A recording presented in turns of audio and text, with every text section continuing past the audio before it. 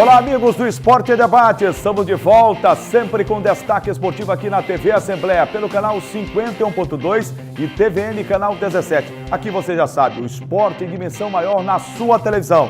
E no Esporte e Debate de hoje, você vai ver: Moto vence Superclássico diante do Sampaio Corrêa e Flávio Araújo não é mais técnico da Bolívia. Mac goleia o Santa Quitéria na estreia do técnico Sandofex. Os preparativos dos times maranhenses para a estreia na Copa do Brasil. Você vai ver ainda uma entrevista com o vereador de São Luís, Raimundo Penha. Ele fala sobre o Conselho Municipal de Esportes e a Lei de Incentivo ao Esporte do município de São Luís. E mais, as primeiras aulas da Escola Leitão de Xadrez na capital maranhense. Tudo isso e muito mais você terá no Esporte e Debate, que já está no ar. E para começarmos o Esporte e Debate, olha só, uma iniciativa bem legal para o esporte maranhense. O enxadrista nacional Nicolau Leitão, ele está fazendo um grande movimento para atrair cada vez mais as atenções daqueles que gostam da modalidade xadrez e muito mais, daqueles que querem praticar o xadrez no estádio do Maranhão. E ele está lançando um projeto muito interessante para levar jovens, crianças, adolescentes à prática do esporte nessa modalidade de xadrez, que tem crescido muito no Maranhão a partir do trabalho vitorioso de Nicolau do Alibe Leitão e também de Rafael Leitão, que foi um grande destaque nas disputas de campeonatos mundiais nas categorias de base e que continua sendo a grande referência do xadrez brasileiro a nível mundial também. As aulas já começaram neste shopping no bairro do Calhau, em São Luís, e pessoas de todas as idades podem praticar o xadrez com o mestre nacional Nicolau Leitão. A escola tem aulas teóricas e práticas 3 vezes por semana para o público interessado em garantir mais experiência praticando com quem é mestre no assunto. Aqui na escola a gente está recebendo crianças a partir dos 7 anos e daí para todas as idades. Esses tempos teve um senhor de 95 anos que ganhou um torneio fortíssimo na Argentina. Então essa é uma característica do xadrez, é um jogo muito democrático, joga criança contra adulto, contra idoso, mulher, homem, não faz diferença, então é o público diverso. O tabuleiro de xadrez conta com 16 peças para cada jogador. Cada peça tem um valor e movimento diferente. O jogo exige concentração e já é uma realidade em escolas particulares e públicas maranhenses. A ideia é a gente trabalhar para fazer um outro grande mestre, né? Termos mais um grande mestre, exemplo do Rafael. E o xadrez nas escolas está bombando. A gente está com um projeto do circuito escolar que já vem acontecendo, já estamos no 8º ano, temos patrocínio de um shopping da capital e esse shopping inclusive cedeu um espaço para a gente colocar o Clube de Xadrez de São Luís. Tivemos a oportunidade de reabrir as portas do Clube de Xadrez e as coisas estão acontecendo, graças a Deus. E a prática do xadrez tem garantido o aprendizado melhor fora dos tabuleiros. Ele me ajuda a pensar melhor, ele me ajuda na escola até. Ele me ensina também a pensar um pouquinho mais de tempo e ter mais concentração. O campeão ludovicense de xadrez, o estudante de escola pública Luiz Augusto, pratica o esporte há pouco mais de um ano e conta que os benefícios são muitos, principalmente na sala de aula. O xadrez ele começou a me ajudar principalmente no foco, atenção, e uma das coisas que o xadrez mais me deu resultado foi a paciência, que foi uma das coisas que mais cicatrizaram assim na minha mente, que o xadrez me proporcionou, que foi a paciência, a questão também na questão do próprio jogo, né, na hora do jogo, a paciência de executar os lances, essas coisas, e eu consegui memorizar meus conteúdos mais facilmente. Por exemplo, eu sou superdotado em matemática, mas eu tive um grande desenvolvimento nesses últimos 2 anos em história também. Na minha escola, eu acabei sendo proporcionado de várias maneiras, entre outras, pelo xadrez. Para o pai, a escola de xadrez é uma oportunidade única que o filho tem de aprender com grandes nomes do xadrez do Maranhão. Nicolau Leitão, Rafael Leitão, o senhor Ulisses, que é o nosso presidente da federação, estão de parabéns, porque são pessoas que incentivam muito esses jovens. Então, a vida do meu filho é dividida em 2 etapas, antes e depois do xadrez. Porque ele já foi detectada a superdotação dele desde os 3, mais ou menos 3 anos de idade. E logo após que ele se envolveu com o xadrez, há pouco mais de um ano, Quer dizer, ele como se o rendimento dele triplicasse, é uma coisa incrível, uma coisa muito maravilhosa. Só um pai sabe dizer a emoção que é tá tendo a bênção de viver esse momento. Iniciativas como essa que a gente precisa aplaudir e a cada dia apoiar mais, né? Principalmente uma modalidade que já rendeu grandes destaques para o esporte maranhense a nível de Brasil e também a nível internacional. Vou receber aqui o Gregório Dantas. Meu amigo Greg, tudo bem, Greg? Tudo bem, Jurinho. Como é que foi o final de semana? Tudo bem? Tudo bem, tudo em paz, graças a Deus. Ô, Greg, Nicolau tá aí com essa bela iniciativa, né, da Escola de Xadrez. Jurinho, é o seguinte, a gente, inclusive o Ismael foi lá fazer essa matéria, lembrando que a gente já está trabalhando... Nosso amigo Ismael Gama. Isso. Doutor Ismael. Doutor Ismael, advogado, né, rapaz? Exato. E Passou de primeira no exame da ordem. Passou no exame da ordem. E não é fácil. E já está atuando, viu, Jurinho? Já está atuando, que não é fácil. Já tem o escritório dele, escritório, exato. E ele merece, é um grande profissional. Gente boa demais também. Você sabia que tem uma correlação, né? A carreira de jornalista com a carreira do direito, elas se entrelaçam. É verdade, vida, né? É verdade. E olha, ele foi fazer essa matéria aí com o Nicolau, lembrando que a gente, semana passada, fez um evento que o Nicolau também apresentou aqui no nosso programa Esporte Debate. Foi no shopping, né? Isso, que era o xadrez relâmpago, que é uma modalidade que está crescendo muito em São Luís, e agora o Nicolau inicia as aulas da academia, da escola, né? Escola Leitão de Xadrez, que fica aqui no shopping da capital, eu vou me permitir até falar, o Golden Shop, né? E ele está com aulas semanais, aula 3 vezes por semana. Eu separei aqui, Jurinho, até os horários, de 5 às 6 da tarde, das 17 às 18, vamos botar aqui. Tem a turma infantil, né, que é de 7 aos 10 anos, aí de 6 às 7 tem a turma do nível básico, e das 19 às 8 e das 19 às 20 tem a turma de nível avançado. E com isso, o Nicolau está mobilizando o xadrez de uma forma muito expressiva e interessante aqui em São Luís, porque nós temos, por exemplo, a escola de xadrez no Shopping Pátio Norte, lá no Maiobão, e agora temos no Golden Shop essa iniciativa do Leitão, né, dos dois, né, do Nicolau e do Rafael, com essa escola Leitão de Xadrez, para ensinar a criançada. Que legal. Iniciativa que a gente precisa apoiar sempre. E apoiar sempre.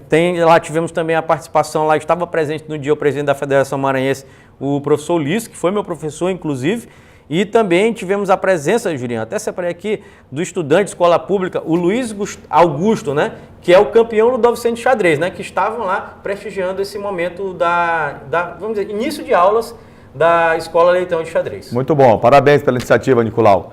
Depois do intervalo, você vai saber sobre 2 propostas para o esporte maranhense, em especial o esporte ludovicense.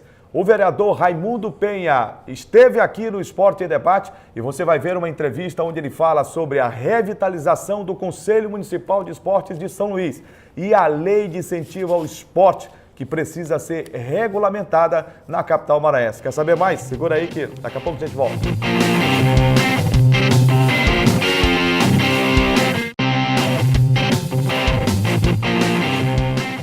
Já estamos de volta com o Esporte em Debate. E olha só, vamos falar de uma grande ação em prol do esporte ludovicense. O vereador de São Luís, vereador do PDT, Raimundo Penha, que já foi secretário de esportes do município de São Luís, na administração do prefeito Edivaldo Holanda, ele deu entrada na semana passada de um requerimento para regulamentação da lei de incentivo ao esporte, a lei municipal. E é justamente sobre esse tema e outros que a gente recebe aqui o vereador Raimundo Penha, com muito prazer, com satisfação, para a gente falar um pouco do esporte e das atividades parlamentares. Que prazer e satisfação tê-lo aqui na TV Assembleia. O prazer é todo meu, é sempre bom retornar a esta casa. Agradeço à Assembleia Legislativa por abrir espaço para falarmos um pouquinho sobre a nossa cidade de São Luís. Vereador, essa lei de incentivo ao esporte, ela é a lei número 333 e uma lei de autoria do então vereador, presidente do Sampaio Corrêa hoje, ex-deputado Sérgio Frota.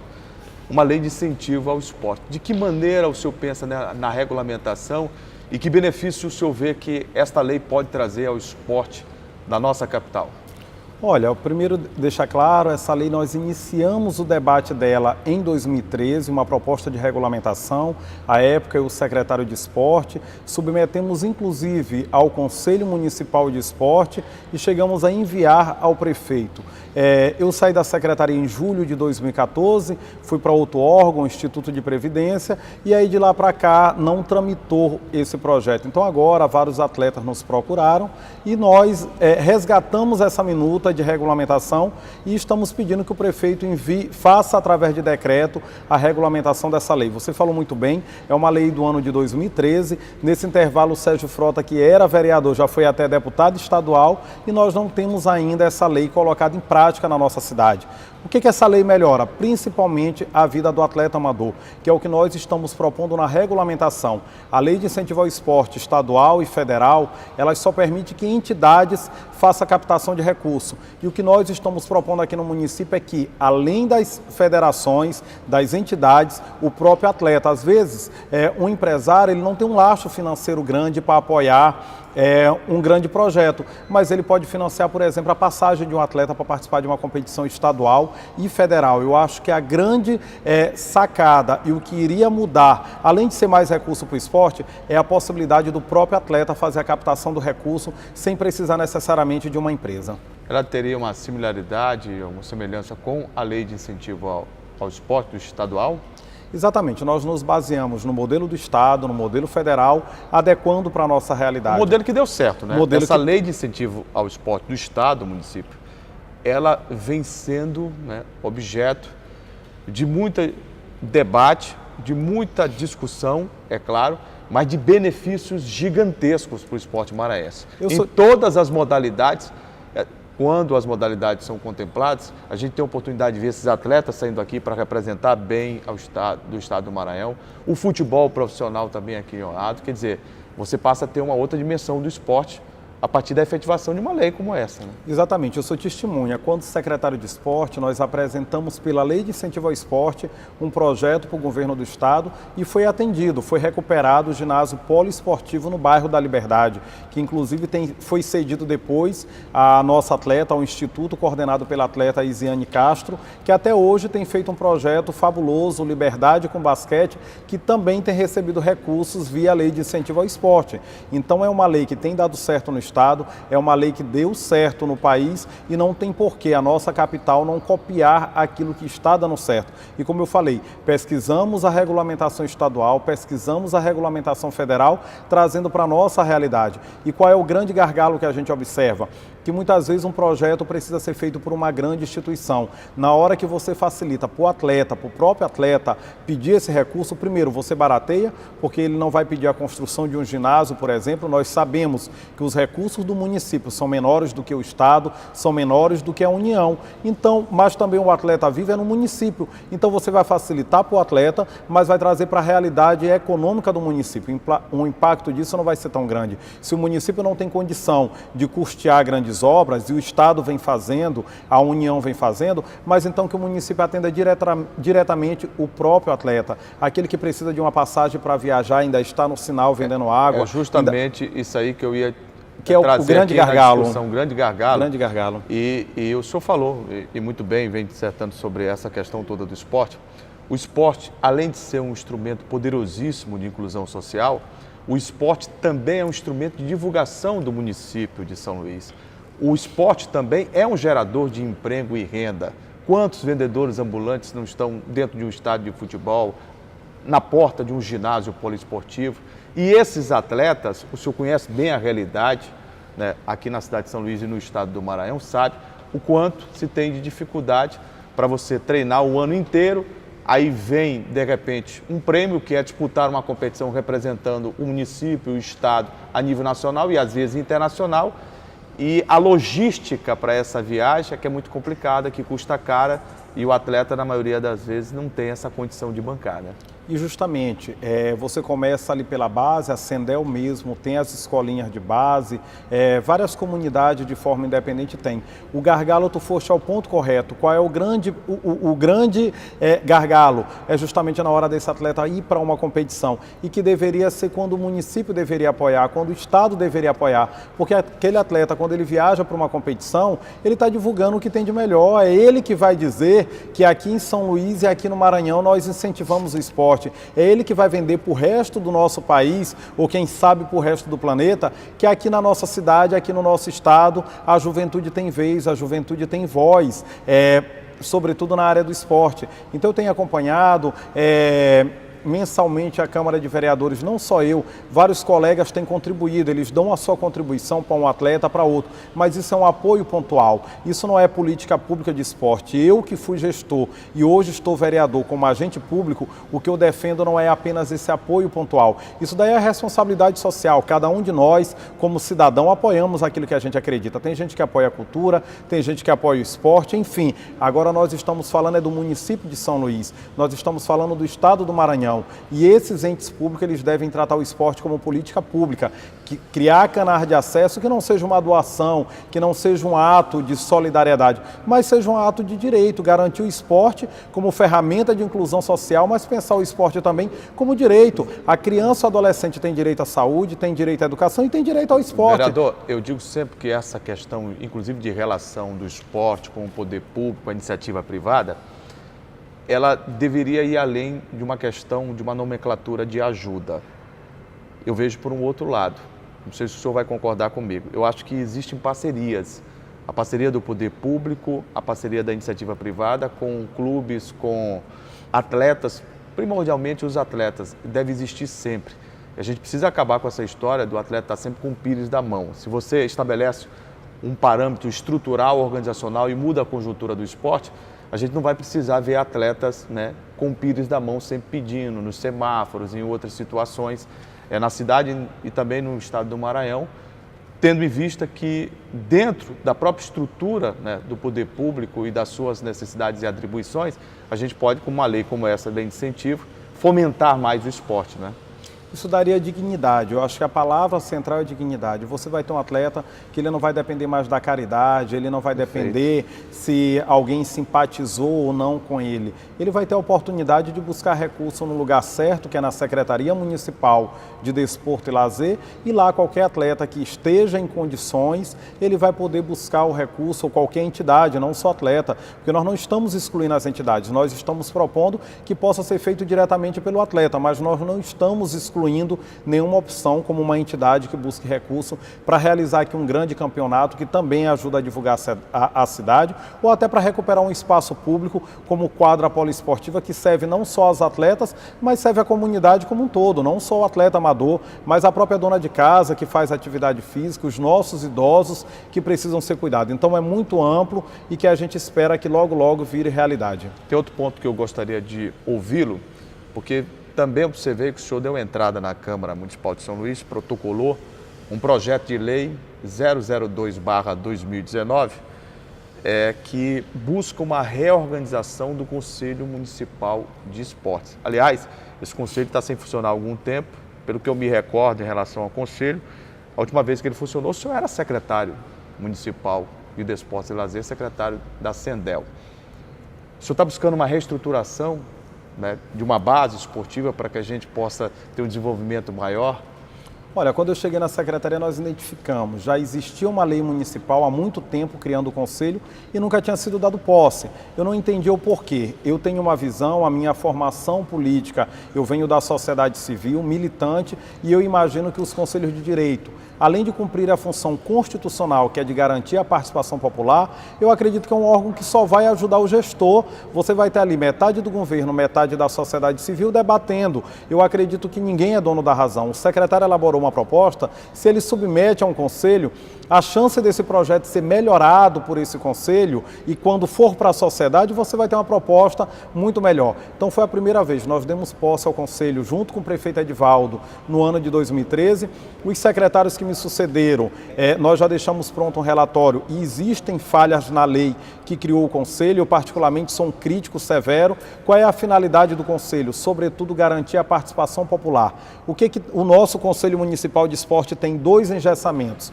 O primeiro, ele não é paritário, ele tem 7 membros do governo e 6 da sociedade civil, ou seja, a sociedade civil, por mais que fale, se for contrária a uma proposta, ela nunca vai ter nem a chance dessa proposta ser aprovada, porque o governo já tem um membro a mais, ou seja, ele não é paritário, ele já não cumpre a função que é de garantir a participação popular, porque a sociedade está em minoria, a sociedade civil está em minoria.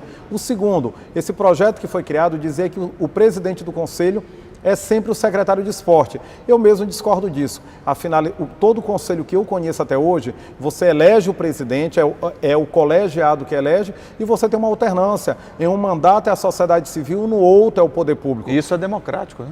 É a democracia, a finalidade do Conselho, dar espaço para a sociedade civil. Nós mesmos submetemos ao Conselho, elaboramos também uma minuta para reorganizar isso e mandamos ao prefeito. Os secretários que me sucederam entenderam que pelo Conselho ainda necessitar desses ajustes, o melhor caminho era não dar posse. Nós só tivemos, infelizmente, uma gestão do Conselho de Esporte que foi de 2013 a 2015. Eu entendo o contrário, eu acho que deveriam ter continuado, mesmo dessa forma falha, mas você permitiria que a sociedade civil opinasse, uma pessoa que já falasse já seria melhor do que ninguém fala nada, e agora nós estamos propondo isso. Primeiro, a reativação do Conselho urgente, para permitir que os nossos atletas, as nossas federações, as entidades que tratem com o esporte possam sentar à mesa ao lado do secretário e possam opinar sobre a política de esporte da nossa cidade, que muito precisa. E o segundo, que o Conselho seja paritário, que nós tenhamos a mesma quantidade de membros que representam a prefeitura, a mesma quantidade de pessoas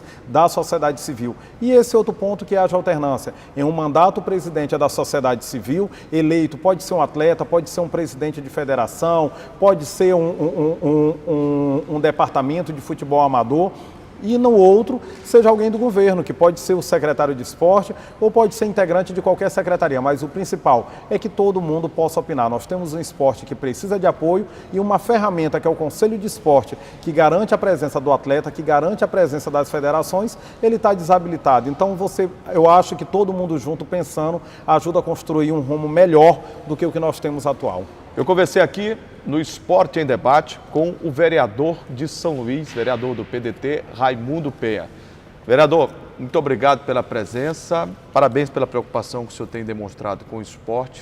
O esporte precisa realmente dessa atenção, porque nós temos aqui um celeiro de grandes atletas, grandes craques, vídeo uma Isiane Castro, uma Ana Paula Rodrigues e tantos outros grandes atletas, e que a gente precisa cada vez mais dar oportunidade, dar voz e dar vez a essa gama também de extraordinários atletas que a gente tem. E a estruturação, né, perpassa por todo esse trabalho que possa ser solidificado na base. O Conselho Municipal é uma base importantíssima para que políticas públicas venham, e também essa lei de incentivo ao esporte vai chegar numa hora muito importante. Parabéns.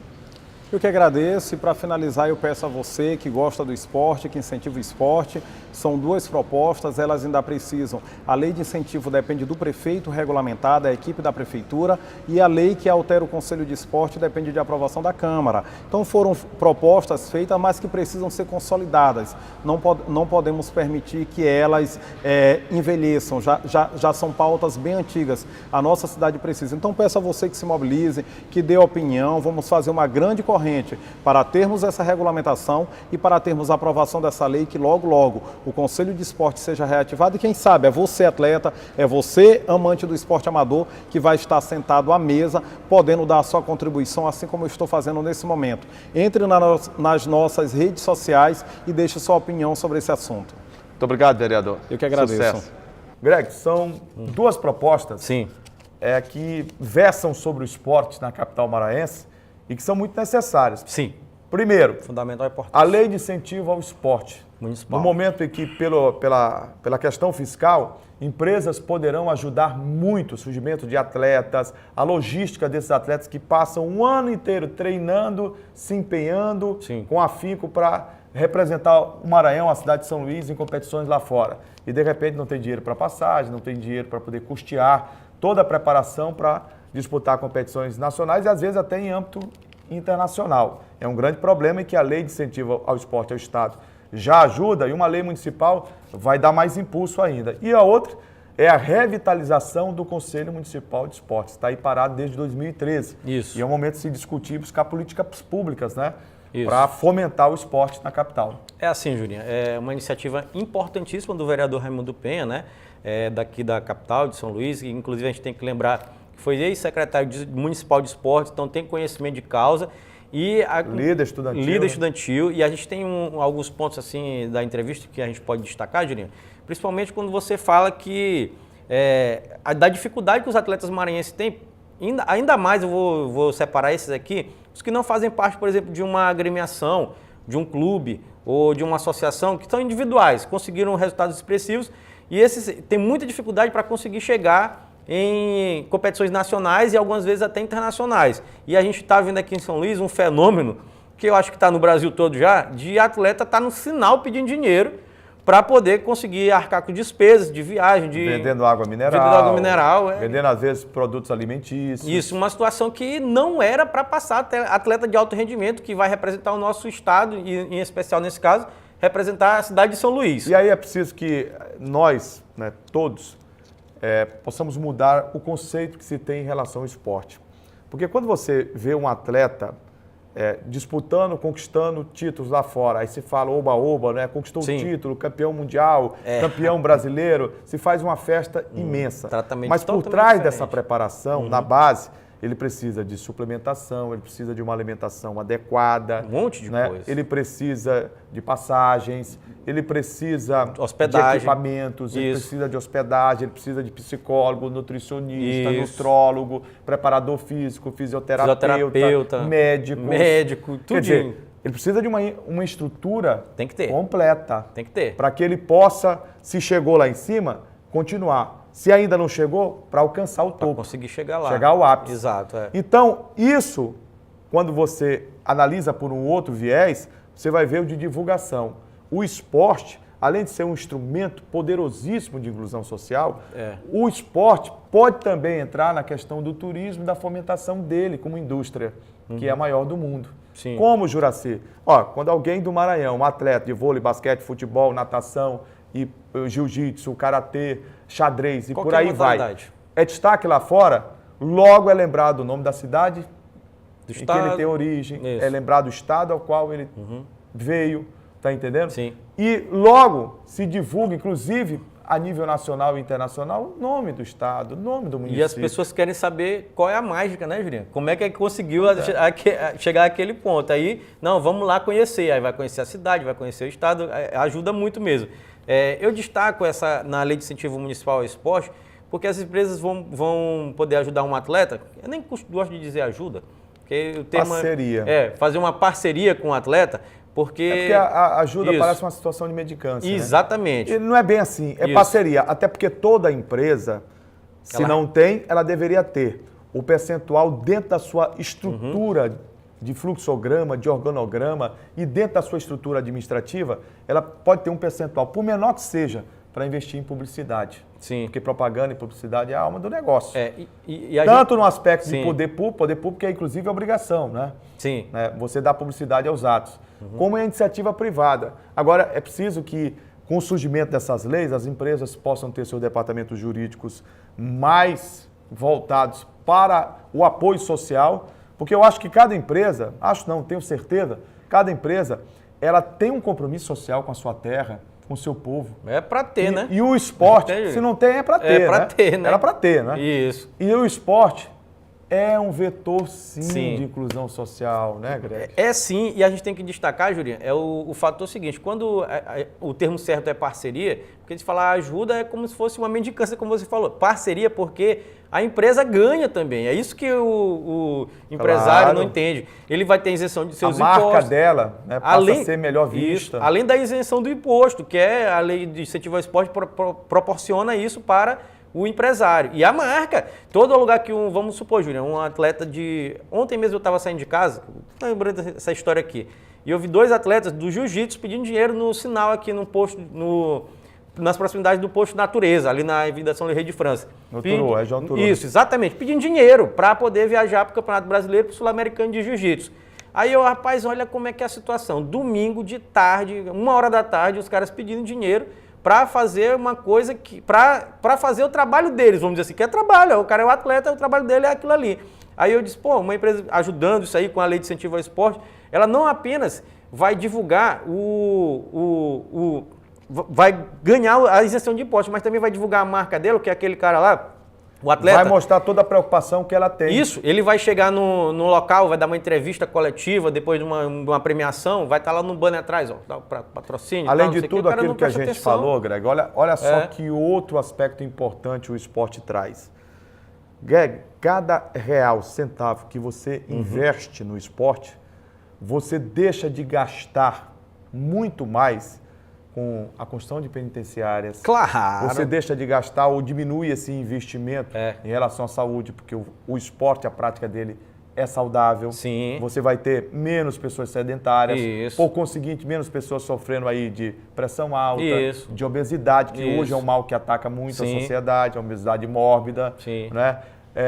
Diabetes, a Porque tem tipo muita gente 2. sedentária, né? Aí tira... Pois é, o esporte, além de tudo aquilo que a gente falou ainda há pouco, ele tem esse viés também. Claro, de saúde, sim. De desenvolvimento do ser humano. Isso, da saúde pessoal do indivíduo. Lembrando também, gente, que a gente tem que destacar, o outro ponto da entrevista foi quando o próprio vereador Raimundo Penha citou o Conselho Municipal, que está paralisado. E que não pode estar parado. Não desde pode. 2013, aliás, uma criação do projeto de lei do ex-vereador e ex-deputado também, Sérgio Frota, né, que é presidente do Sampaio, e está parado desde 2013, quando o próprio Raimundo Penha era o secretário ainda. E aí paralisou, não está se reunindo, e ele propõe algumas mudanças. O Sérgio foi a questão da lei de incentivo ao esporte, exatamente. Foi a 333. E o Conselho funcionou a partir, quem deu o impulso foi o vereador Raimundo Penha. Foi o vereador que na Raimundo época Penha. era secretário municipal de esporte e lazer. Agora, qual é a importância desse conselho funcionar? É porque nesse conselho é que são discutidas sociedade civil, poder debate público. com a sociedade. Não é? Ali, né, você discute o que vai fazer em termos de políticas públicas para atender esses meninos, meninas, garotos e garotas que estão lá na periferia e que precisam das mãos do poder público, das mãos da sociedade, para que eles não possam andar pelo mundo obscuro de um caminho que pode levar à droga, à marginalidade e outros fatores sociais de risco, né? Sim, e lembrando, Julinha, que o grande problema do Conselho, além de, claro, de não se reunir, que são as mudanças que o Raimundo Penha sugeriu, né, através do requerimento dele. A primeira, que é trazer a paridade para o Conselho, porque há um desnível. O Poder Público tem 7 membros do colegiado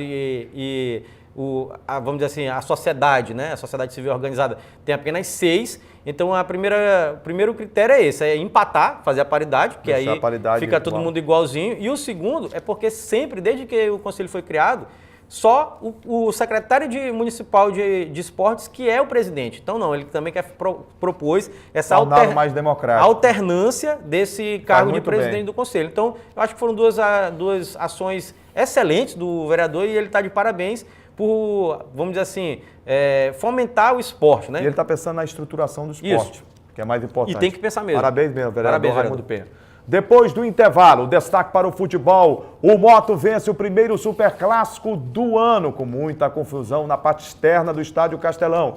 E também o Maranhão Atlético Clube promove a estreia, o retorno de Sandofex, com uma goleada sobre o Santa Quitéria. Flávio Araújo não é mais técnico da Bolívia. Vamos destacar a Copa do Brasil, meio de semana que tem o Imperatriz em campo contra o Náutico e o Motoclube recepcionando Vitória no Castelão. Segura aí que a gente volta já.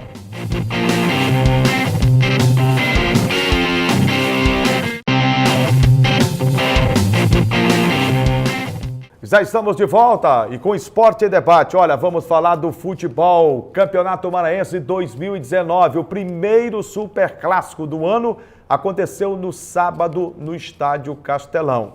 O Sampaio Corrêa precisava de uma vitória para marcar um momento de superação.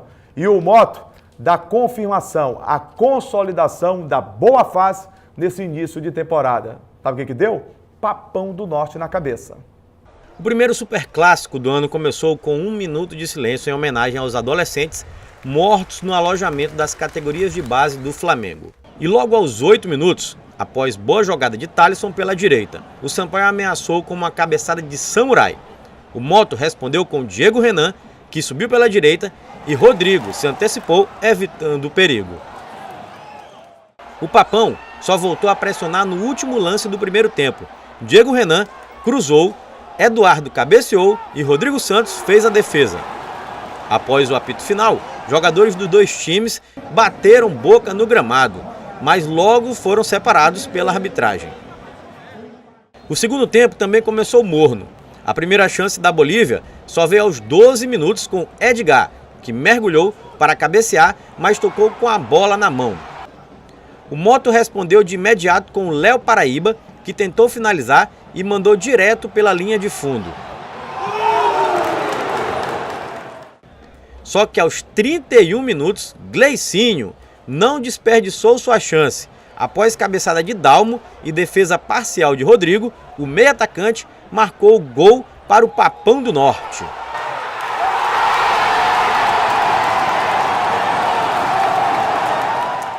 Cristiano ainda tentou um belo voleio que ficou fácil para a defesa de Rodolfo. E Juninho Arcanjo quase fez o segundo gol do Moto após belo chute que bateu no travessão de Rodrigo.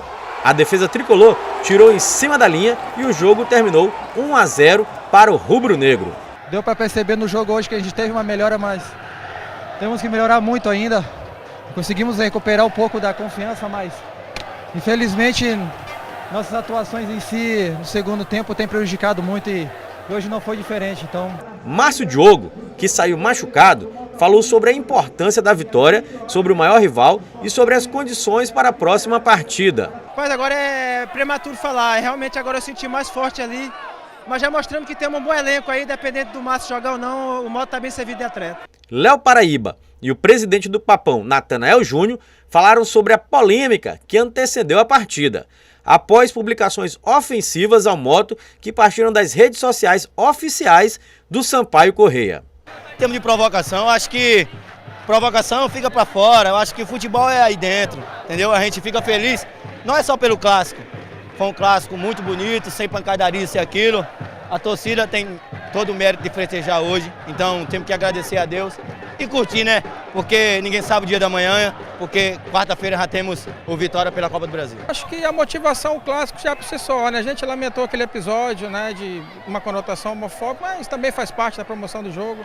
Como eu falei antes, a gente vai ficar lamentando nada, dentro de campo que se resolve as coisas. O Moto mostrou hoje que é superior, né, ao atual time do nosso rival e vai jogar de igual para igual qualquer time do Brasil nessa temporada. E após a realização do Super Clássico Maranhense aqui no Estádio Castelão, o Moto saiu vitorioso. 1-0, vitória do Papão, continua na liderança do Campeonato Maranhense e agora encara o Vitória da Bahia na próxima quinta-feira aqui no Estádio Castelão pela Copa do Brasil. Já o Sampaio vai esperar mais um pouquinho, no próximo domingo, pela Copa do Nordeste, onde encara novamente o seu maior rival, o Moto Clube.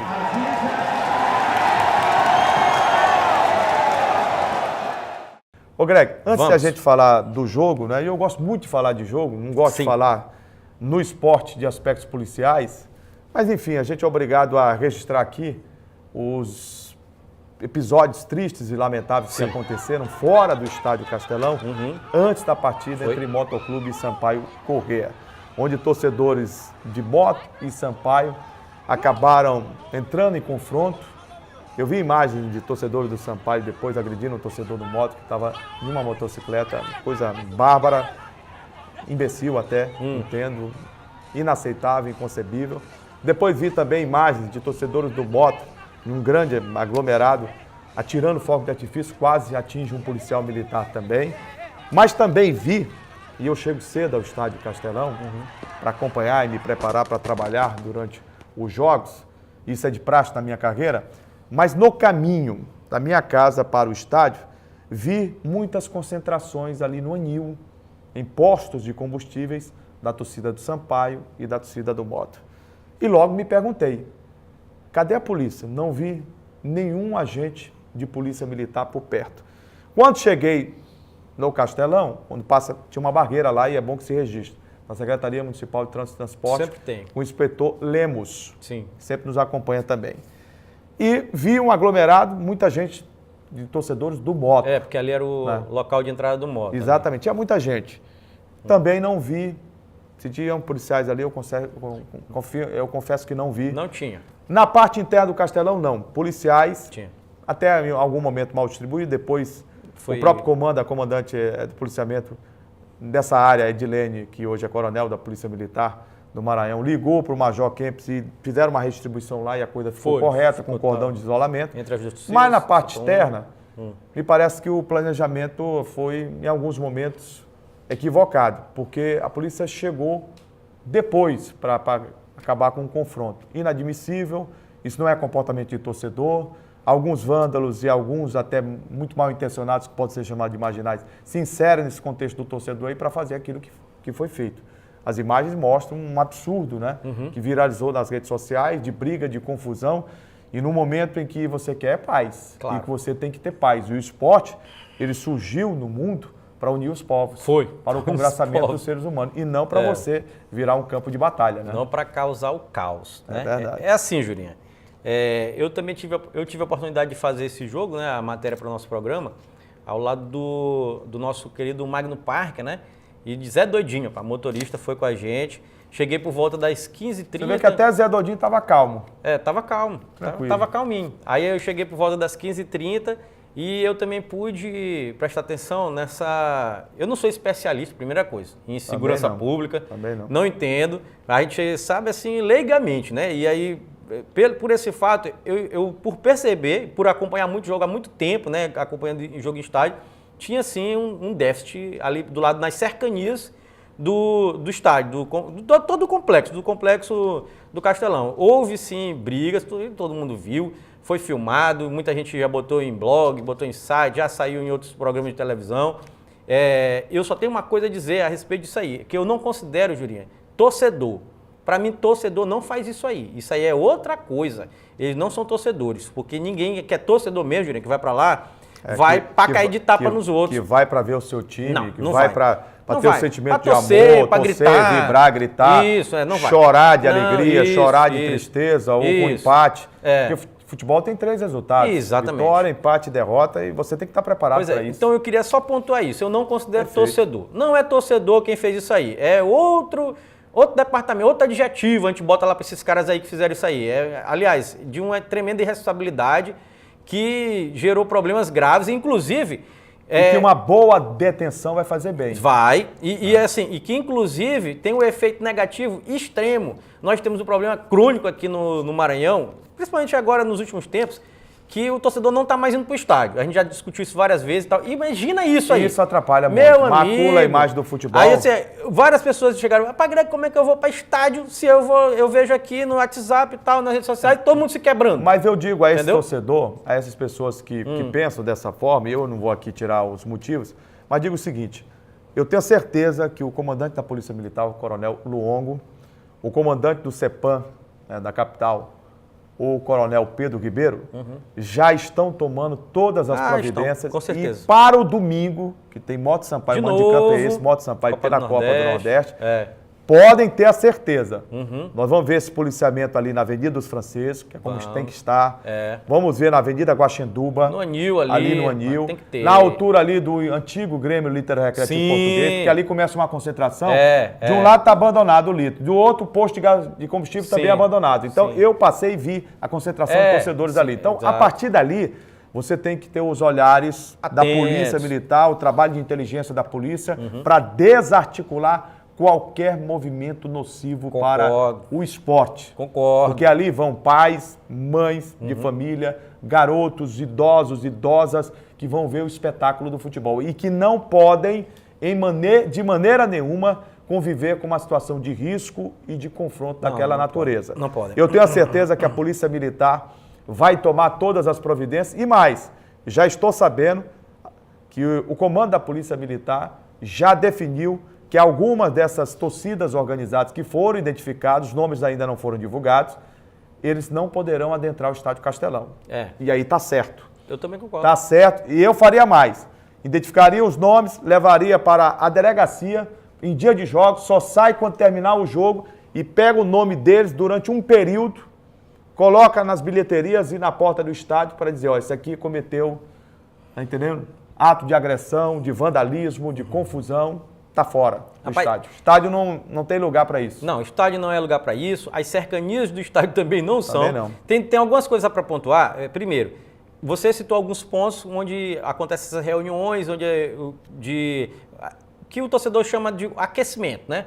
Aí vai se aquecer lá para poder, que na verdade está enchendo concentrações. Que tá enchendo a cara, na verdade, É verdade. né? Aí para poder entrar no estádio e tal e torcer pro time, né? Entre aspas, torcer, porque isso aí não é torcer para mim, isso aí não é torcer.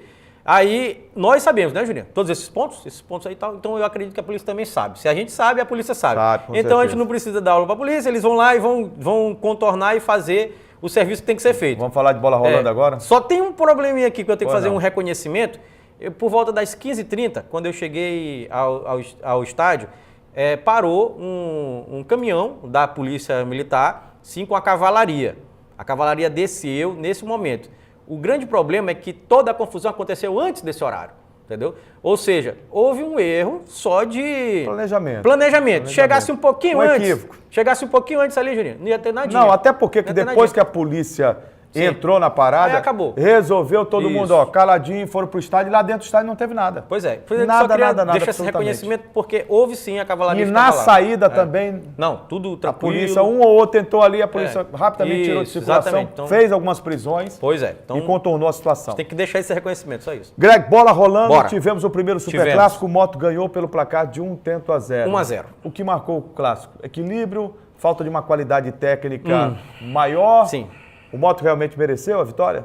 Assim, Jurinha, o jogo foi equilibrado, isso aí não resta dúvida. Primeiro tempo, principalmente... Alternância de posse de bola, Isso, exatamente. Eu achei, assim, primeiro tempo muito equilibrado, segundo tempo não. O Moto, na minha opinião, conseguiu mandar no jogo já no segundo tempo, principalmente depois do gol, aos 31 minutos, do Gleicinho, uma sobra, né? Da bola sobrou o goleiro Rodrigo Ele fez boa defesa. Fez uma boa defesa na cabeçada do Dalmo. A cabeçada foi forte e foi a queima-roupa. Isso, tinha entrado no segundo tempo, aí o Gleicinho aproveitou, fez o gol, e aí não, aí só deu Moto mesmo, depois desse aí o Moto criou várias oportunidades de gol, inclusive teve uma com uma bola no travessão, na cobrança de falta, olha... Bateu no travessão e o zagueiro tirou em cima da linha. Milagre, ela não entrou, exatamente. O Sampaio se safou. Se safou, então era assim, era pra ser, se a gente for avaliar, o Moto foi melhor sim, o Moto mereceu a vitória, na minha opinião, porque conseguiu mandar no jogo na maior parte do tempo.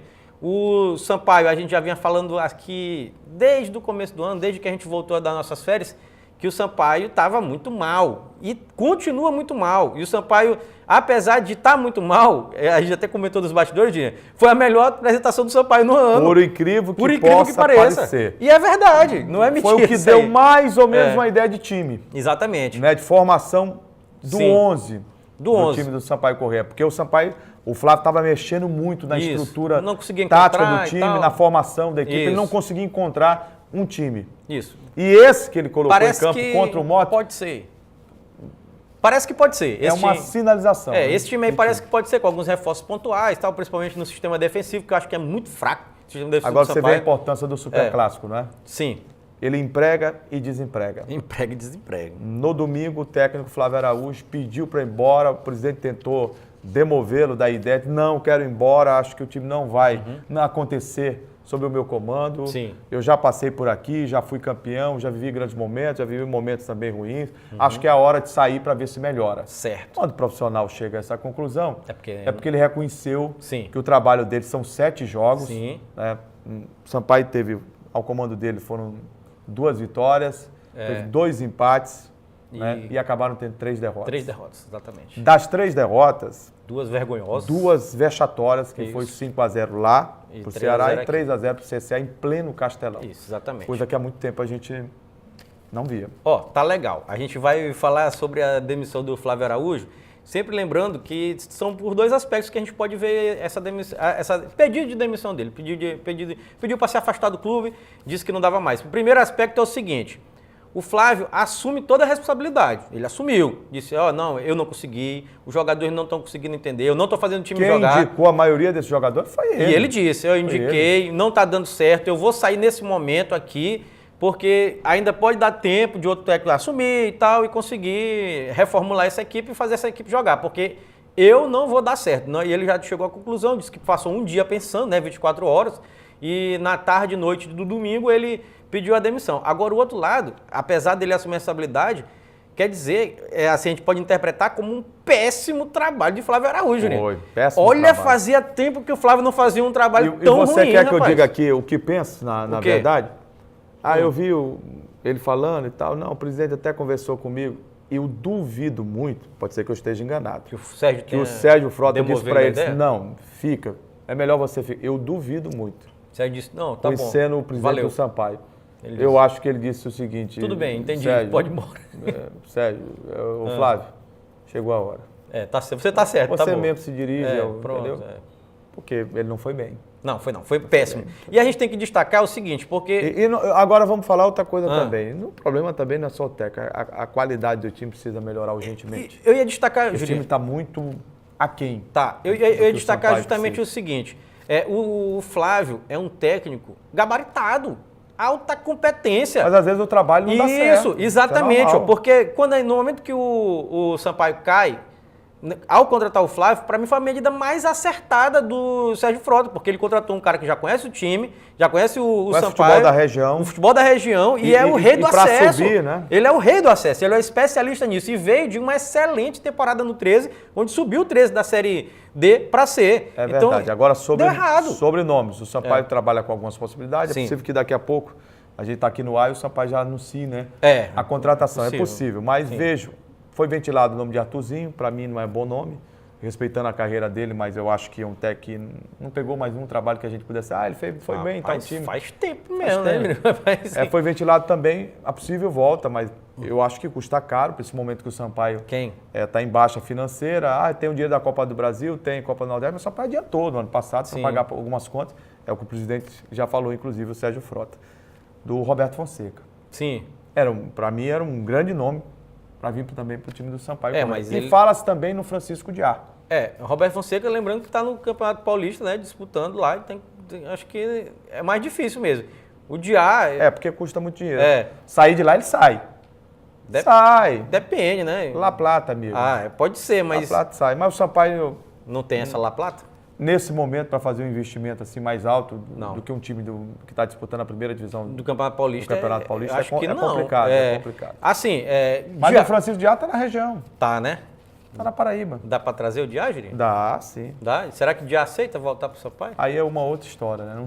Não sei se o momento que ele está vivendo lá... Teve um clássico, inclusive, agora, entre ele e o Massinho. Ele ganhou o time do Massinho, né? Foi? Foi. Do 13, né? O time dele ganhou o 13. Rapaz, é o seguinte, são técnicos que tiveram passagem já, né? Aqui, a gente tem que avaliar sempre isso. Mas são bons nomes. São bons Você nomes. Não avalia isso? Não, avalio, são bons o nomes. Roberto Fonseca seria... Não, disparado. E o Francisco Diá também. Para esse trabalho de ascensão, tá entendendo? Séries D, Série C, resolve. Mas assim, o Sampaio tem que se reformular completamente. Uma coisa que está aprovada é o seguinte, esse elenco aí não deu liga, não deu certo. Não. O Flávio Araújo tentou tudo e não deu. Não, totalmente assim, não presta ninguém. Não é todo mundo. O goleiro, por exemplo, cresceu Sim. de produção, esse goleiro de Sampaio. Não, então, a gente faz pontualmente assim, a gente tira. O Samurai é o centroavante que ano passado o Sampaio tem. Esse cara é muito bom jogador. Se tivesse Sampaio ainda arriscava ficar, Julinho. Esse cara é muito bom jogador. Muito bom jogador. Aí você tem um Eloy. Acho que o Dedé é bom jogador. O Dedé é bom jogador. Tá aquele Patrick teve algumas atuações oscila, ruins, né? Mas é um jogador que pode ser aproveitado. Compõe elenco. Para compor o elenco, né? Acho que com Eloy, Edgar... O Edgar ainda ressente muito da questão física, né? De ritmo de jogo. Mas passou muito tempo parado. Mas se ficar jogando assim, ele volta o ritmo, não, ele faz a diferença. Mas não é de uma hora para outra. Não, aí vai demorar aqui uns 2 meses para fazer a diferença. Até porque eu não sei se o Edgar, a essa altura dos acontecimentos, ele vai aprender uma coisa que precisava aprender na carreira. Ele é um jogador dinâmico, de dribles envolventes, de jogadas inimagináveis. Bom passe. Isso, tem que mas lembrar. É um atleta jogador que se entrega muito à marcação. É assim. O treinador adversário, quando não conhece o Edgar, ele toma um baile no primeiro tempo. Aí depois ele ajusta, coloca faz uma cobertura para estar mais perto dele e faz uma cobertura aqui. Pronto, desaparece o Edgar. Acabou, Edgar. Acabou. Porque ele não tem essa característica de sair do lado esquerdo para o lado direito. Não, de trocar, entendeu? inverter. No jogo do sábado ele fez isso 2 vezes e deu um grande passo pro Medina, colocou na cara do gol, mas foram 2 vezes. Mas sabe só. por que ele consegue? Porque tecnicamente ele é diferenciado. Como ele é diferenciado, ele faz, só que é preguiçoso, Juninho. É verdade. Se acomoda. No domingo tivemos Maranhão e Santa Quitéria no Estádio Castelão e o bode estreou Sandor Fex e teve o retorno do goleiro Rodrigo Ramos. Resultado, uma goleada do time atleticano sobre o Santa Quitéria. Quarta rodada do Campeonato Maranhense e só deu Maranhão. Logo aos 5 minutos, a primeira oportunidade do bode nesta cobrança de falta.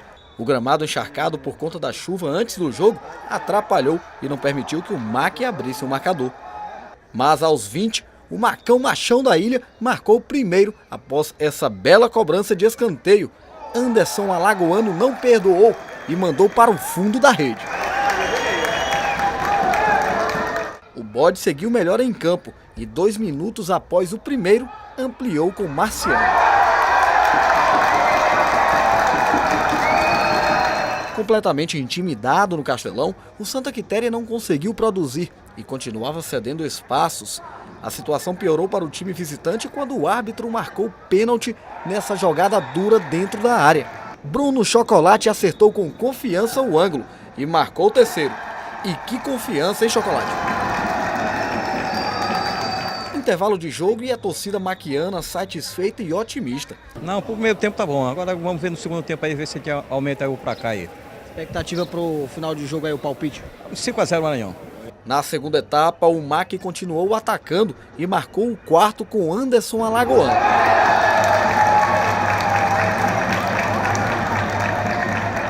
E quase sai o quinto na atrapalhada do zagueiro do Santa Quitéria. Bola na trave. Para não dizer que não trabalhou, o paredão Rodrigo Ramos ainda defendeu essa cobrança de pênalti. Fim de jogo, Maranhão 4, Santa Quitéria 0. Ótima estreia para o técnico Sandor Félix. Tivemos uma semana um pouco atrapalhada de treinamento em virtude de muitas chuvas em São Luís, mas nós tivemos o tempo suficiente para tentar fazer algumas substituições, alguma mudança na forma do Maranhão jogar, e eu vi que surtiu efeito. Esse resultado a gente precisava ter hoje, o Maranhão não poderia continuar na posição que está. Então agora a gente viaja a Imperatriz numa condição bem diferente do que antes da partida. A gente viaja tendo mais pontos do que o Imperatriz, que é um adversário que está diretamente ali competindo por uma das 4 vagas. E o Maranhão agora é se focar, se voltar para esse novo confronto do próximo final de semana e a gente ter uma semana boa de trabalho e nos preparar para jogar contra o Cavalo de Aço.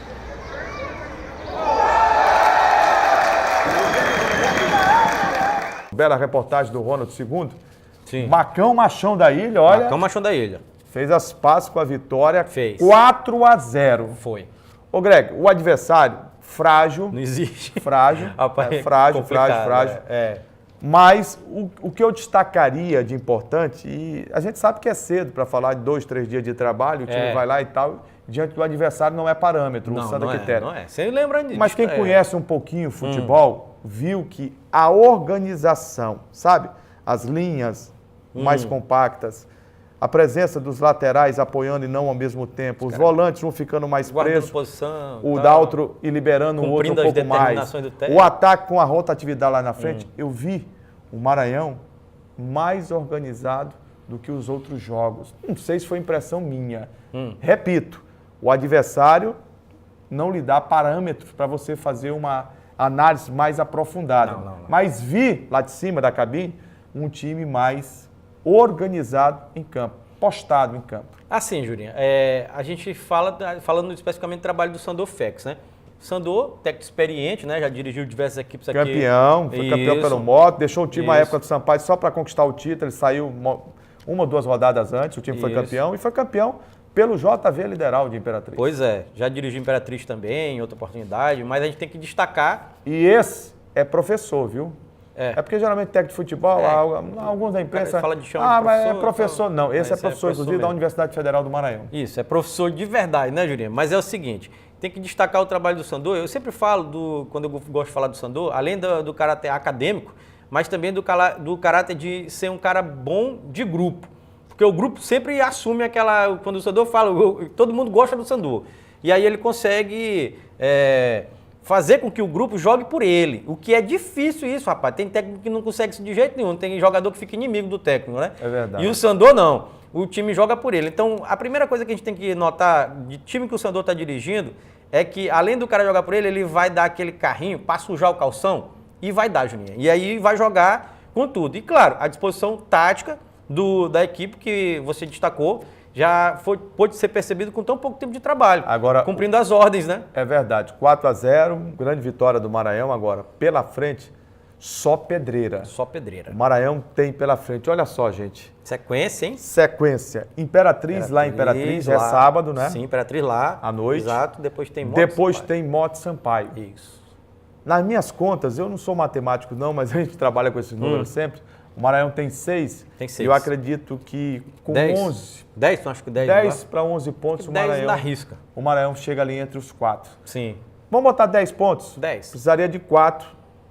Em 9. Em 9 que vai disputar. Isso. Então precisaria ganhar um e empatar o outro no mínimo. Isso. É barra. Muito difícil. É complicado. É uma situação complicada, mas... É possível, claro que é. Mas vai depender da evolução do time, né? Mas também o Maranhão se colocou nisso, né? A gente tem que sempre lembrar isso. Aquelas derrotas ali que pesaram bastante para o Maranhão, principalmente perdeu o Pinheiro aqui, que, pelo amor de Deus, né? Mas perdeu. É o seguinte, a gente tem que destacar, antes de falar especificamente da tabela, Juninho, eu queria destacar também, a reestreia de Rodrigo Ramos, que estreou pegando pênalti. Então a gente tem que lembrar sempre que o Paredão, né, tá de volta aí ao futebol maranhense, passagem curta pelo futebol baiano. Líder, né? Um jogador que é líder, bom caráter, boa gente. Estava lá no Atlético de Alagoinhas e aí voltou agora pro futebol maranhense, pro Maranhão. E eu, se fosse o Rodrigo, já voltou bem. Eu acho que ele deu um passo errado na vida profissional depois de tantos anos de experiência. De ir pra lá? De ter ido pra lá. Também acho. Ele não tem que sair daqui, não. Tem que tá ficar bom, aqui fica no Maranhão. aqui. Tá tudo tem certo. família aqui. E tá tudo certo aqui, tá né, tudo certo aqui. Pois é, então só destacando esse ponto, que foi a reestreia do Rodrigo Ramos, né? Que, lembrando, sempre levantou a taça da Copa FMF recentemente pelo Maranhão. Seguinte, nesse momento, Jurinho, o Maranhão chegou aos 6 pontos, entrou no G4 da competição. A gente tem que destacar, já a gente fala também, teve aquele problema lá no jogo São José e Cordino que paralisou. Paralisou. E aí atrasou a rodada aqui. Porque não tinha laudos técnicos. Laudos técnicos do Corpo de Bombeiro, Vigilância Sanitária, CRE e Polícia Militar. Isso. Gente, isso é caso de Ministério Público. É gravíssimo, Jurinho. Você liberar um jogo de futebol com um torcedor sem os laudos técnicos, está no Estatuto do Torcedor, na legislação esportiva, no CBJD, que é o Código Brasileiro de Justiça Desportiva, está lá. Tá lá. E, de repente, a federação aqui não toma conhecimento, libera jogo com presença de público sem laudos. Só um ponto. Tem algumas informações, muitas informações desencontradas a respeito disso aí, que a gente não tem a clareza do que aconteceu. Por exemplo, algumas fontes, amigos meus que estavam lá, disseram o seguinte, Jurinho, que foi vendido ingresso. Foi, a torcida de Barra do Corte estava lá. Isso, foi vendido ingresso. E aí entraram. Teve confusão, porque queriam barrar eles. Sabe por quê? Quando foi no sábado, olha só, que dia para a federação fazer o comunicado. Sábado, um jogo domingo. Sábado, a federação baixou uma portaria que o jogo seria de portões fechados. Sim, e já tinha começado a venda. Já tinha começado a venda e o torcedor saiu de Barra do Corda para ir para a cidade. E comprou de São Mateus. De Rosário. De Rosário, perdão, de Rosário. Foi no Cerejão. Exato. Seria no Cerejão. Isso, seria no Cerejão. E aí, aos 6 minutos, o jogo... Eu também não entendi porque é aos 6 minutos, né?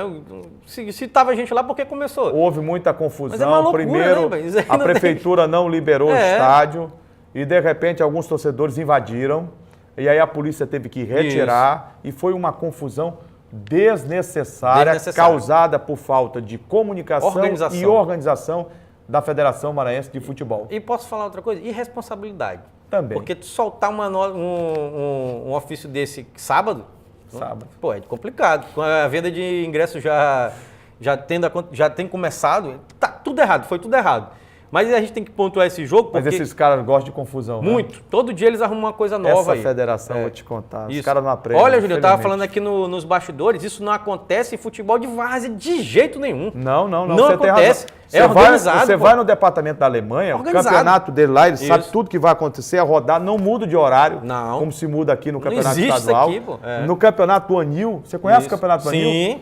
Campeonato muito organizado, campeonato da quadra, do Anjo da Guarda. Isso, exato. Do bairro de Fátima, não acontece isso, não, amigo. Mas na Federação Maranhense acontece. E muito. E todo dia. E olha, a gente tinha que pontuar esse jogo, porque esse jogo causou um problema na tabela, né? Porque esses dois times ficaram com apenas 3 jogos, o jogo foi adiado, a gente não tem ainda. Mas sabe o que eles vão fazer? O que vão fazer? Vão botar qualquer dia. Qualquer hora. Qualquer dia, 3 horas da tarde. Não tem aquele dia? 3 horas da tarde. Não tem aquela música? Qualquer dia, qualquer hora. É isso mesmo. Entendeu? Não e importa. aí, ó, o Maranhão chegou na 4ª colocação com 6 pontos, o Pinheiro está em terceiro com 7, lembrando que... O Imperatriz saiu do G4, né? Isso, lembrando que o Pinheiro conseguiu aquele importante empate com o Imperatriz 2-2 no meio de semana. Um grande resultado do Pinheiro. Exatamente. Tem crescido muito no campeonato. O Sampaio estacionou nos 7 pontos na 2ª colocação e o Moto 100% de aproveitamento. Tem 12. 4 jogos, 4 vitórias, 12 pontos e nesse momento nós temos aqui na zona de rebaixamento, que é apenas 1, né? O Cordino zerado, zerinho lá, mas com 3 jogos, tem esse jogo aí que foi adiado. Aí a rodada se encerrou, a 4ª rodada, e aí, Jurinha, nós temos que ver o que vai acontecer com esse jogo aí, esse jogo que foi adiado, para poder ver como é que vai ficar isso aqui, tá complicado. Eu não estou lhe dizendo, companheiro, esse jogo vai ser colocado em qualquer dia. Ou numa terça, ou numa quinta, ou numa sexta. Anote o que eu estou te dizendo. Não, eu não duvido, não. Anote. Eu acredito em você, rapaz. Você vai esperar o quê, meu amigo? Não tem Os caras não pensam, essas mentes que brilham no futebol do Maranhão. Nada diferente disso. Nada diferente. Copa do Brasil. Neste meio de semana vamos ter Imperatriz e Moto em campo, representando o estado do Maranhão. O Sampaio Correia só estreará nas 8ª de final da Copa do Brasil, em virtude de ter conquistado ano passado a Copa do Nordeste. É exemplo do Ceará, campeão da Série B, né? É assim. E por isso mesmo. Então vamos ter nessa terça o Imperatriz recebendo o Náutico. Sim. À noite. À noite. E na 4ª, Greg, tem Moto e Vitória. Tem. 9h15 da noite, horário aqui de São Luís. Exato. Lembrando, começando aqui com o jogo do Imperatriz, lá no Frei Epifânio, né? 8h30 da noite, tá marcado, né? Imperatriz, dia 12 agora, terça-feira, vai encarar o Náutico, como o Juninho já destacou. Eu separei algumas informações do Náutico aqui para o torcedor do Imperatriz ter a real noção do momento do time, né? O Náutico está em 6º no Campeonato Estadual, no Campeonato Pernambucano, tem 2 vitórias e 2 derrotas. A pressão tá grande lá, viu? Tá mais ou menos tenso o clima lá nos aflitos. E o Moto já pega um adversário diferente, porque assim... o jogo vai ser quarta-feira, você já destacou, 9h15 da noite aqui no Estádio Castelão, quarta-feira, dia 13. A Vitória tá devagar, viu? Não custa nada o Moto. Mas olha aí, ó. O Moto encarar esse jogo aí com uma decisão mesmo, que e vencer o Vitória. Só que tá um pouquinho diferente. O Vitória tá em 2º no Baiano, colocado no Campeonato Baiano, com 3 vitórias e 2 empates. Está empatado com Vitória da Conquista na primeira colocação. E o que isso quer dizer? Nada, o time não tá bem. Quer dizer que... O Vitória não está bem na temporada. Tenho visto alguns jogos, tapes do Vitória. Só na Copa do Nordeste. É um time em construção, tem optado muito por um time sub-23. Não tem, ao que parece, depois que perdeu a vaga na primeira divisão, financiamento para fazer grande time. Entendeu? O Vitória é uma equipe gigante do futebol brasileiro. Uma equipe de Série A. Mas os problemas administrativos lá são graves. São. E o aspecto financeiro vem pesando muito. Vem. E o Vitória vem sendo muito questionado pelo torcedor baiano pela performance nesse início de temporada. Apesar da boa colocação no Campeonato Baiano. A gente tem que destacar também que o Vitória sempre teve, isso historicamente, uma boa categoria de base. E por isso tem usado muitos jovens, até por conta também da falta do dinheiro, como você já lembrou que quando cai de uma divisão para outra perde muito, né, o orçamento anual do clube. Mas é um jogo difícil, a gente tem que destacar também, Júnior, sempre aqui, a dificuldade da Copa do Brasil, porque é jogo único, né? O empate é do visitante, então o Náutico, o Imperatriz e o Moto tem que ganhar de qualquer jeito, porque se acabar empatado, o Vitória passa, e se acabar empatado, o Náutico passa. E nós chegamos ao final do Esporte em Debate de hoje. Muito obrigado pelo carinho da sua honrosa e dispensável audiência. Lembrando a você que toda segunda temos esse encontro marcado aqui na TV Assembleia, canal 51.2 e também na TVN, canal 17. Ô Greg, Vamos para lá. encerrar o programa, Sim. a gente fala de esporte, fala de alegria, fala de satisfação do torcedor, Sim. mas hoje não é um momento alegre para a gente, né? Pra gente aqui é complicado Do hoje. complexo de comunicação Isso. da TV Assembleia, Rádio Exatamente. Assembleia, é que nesse domingo nós perdemos, além de um companheiro, um grande amigo, um grande cidadão, o senhor Moisés Terêncio, do Núcleo de Rádio, da Rádio Assembleia, da Rádio Assembleia Online, estava internado e acabou falecendo nesse domingo. Foi. Ele atendeu, na verdade, o chamamento do pai, porque o pai chama os bons, convoca os bons, e eu tenho a certeza que ele passa a integrar a seleção celestial. Mas fica as melhores lembranças, Sim. fica a amizade que a gente construiu aqui, eu, você, Todo mundo. todos nós, a TV Assembleia, a Rádio Assembleia, o Complexo de Comunicação, o Poder Legislativo do Estado do Maranhão, inclusive o nosso diretor Edon Gink, Tá de luto. diretor de comunicação, a diretora adjunta Silva Tereza, divulgaram uma nota de pesar, porque todos nós aqui da Assembleia, da Rádio Assembleia, da TV Assembleia, nós estamos de luto pelo passamento do Moisés Terêncio. A família, aos amigos, aqueles que o conheceram em vida, a nossa solidariedade, a nossa força e o amor de ser humano, de companheiro, e vai ficar, sem dúvida nenhuma, marcado em nossas mentes e registrado no nosso coração esse convívio que eu, sinceramente, como um ser terrestre, não posso dizer se foi muito ou se foi pouco, porque Deus sabe o tempo. E nós estamos no tempo de Deus. A gente está no tempo de Deus, a gente tem que falar algumas coisas aqui, Jurinha, a respeito do seu Moisés. Primeiro que quando a gente vai falar sobre um amigo da gente, né, que vai embora, né, vai para um lugar melhor, sem dúvida. Com certeza. A gente fica emocionado, a gente todo o complexo está emocionado hoje, né, por conta do falecimento do seu Moisés.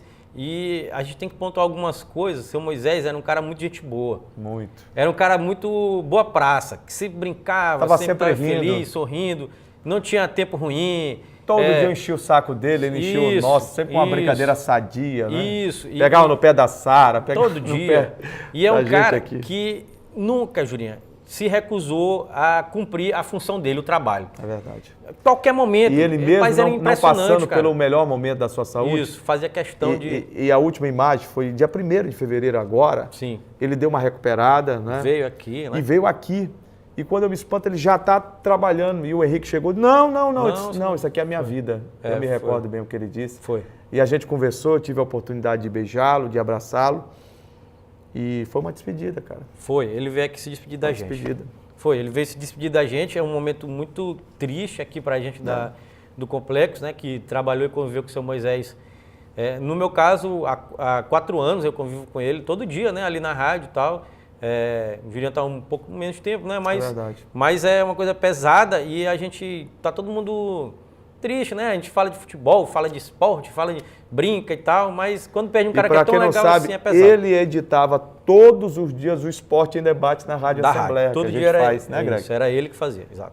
E sabia os resultados melhor do que a gente, né? Sabia, então... Quando a gente chegava, disse, a Bolívia perdeu, o Boto ganhou, o Papão, Isso, Maranhão, Macão, né? Isso. E fica essa lembrança gostosa, que Deus o tenha, meu amigo Moisés Terêncio, num ótimo lugar. Fica com Deus, seu Moisés, né, Julinho? E a gente termina o programa de hoje. Termina. Com a saudade no coração, que vai ficar. Pois é. Tchau, gente. Tchau, galera.